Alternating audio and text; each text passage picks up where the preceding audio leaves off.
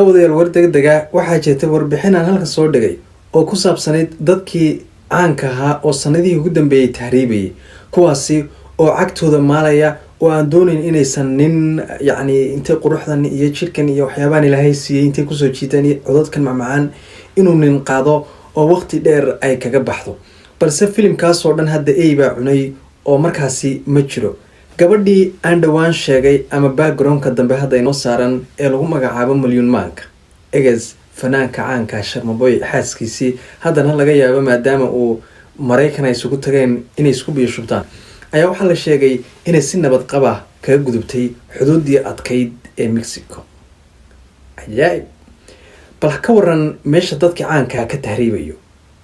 oo ay markaasi lugtooda maalayaan waxaa jirtay gabadha caanka ahayd iyadana aan soo qarxinay ee asalada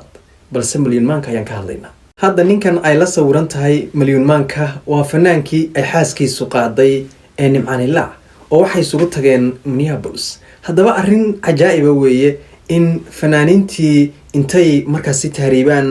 oo markaasi maraan wadamo ilaa 10 ilaa 7 wadan gaaraya inay markaasi galaan dhankaas iyo Mareykanka oo waxa warkeeda ama xogteeda aan sheegay dhawaan iyadoo markaasi ku xayiran xuduuda markaasi Mexico iyadoo markaasi rajo aan qabtay inay markaasi ka gudubto haddaba fanaanadii Malyun Maanka oo markaasi jawi adag markaasi martay oo tahriiba ayaa ugu dambeyn waxay gashay dhankaas iyo Mareykanka daawadaha sharafta mudan ee Soomaaliyeed ee laga yaabo mid caan hadda inuu daawanayo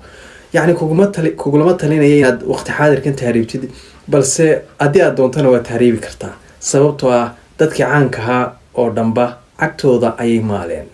daawadayaal marka hore bal muuqaalkan ku taageeraya gabadhii caanka ahayd ee Malyun Maanka ee lugteeda maashay iyada ayaa ka jawaabaysa inay markaasi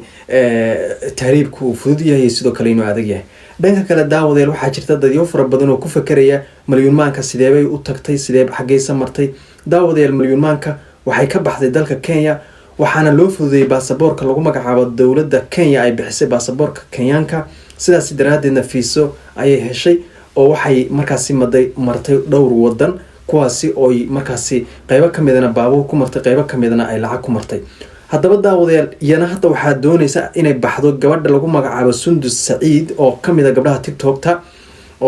ka caan ah gabadhaasi ayaa waxay hadda qorsheynaysaa inay tahriibyaduna ugu baxdo dhankaasi Latin America bal muuqaalo kale ayaa jirta dadyo caan ah oo markaasi doonaya inay tahriibaan halkan ayaa soo gelin doonaa ee fadlan muuqaalka si share gareeya aniguna waxaan ahay Cabdulle Nadaara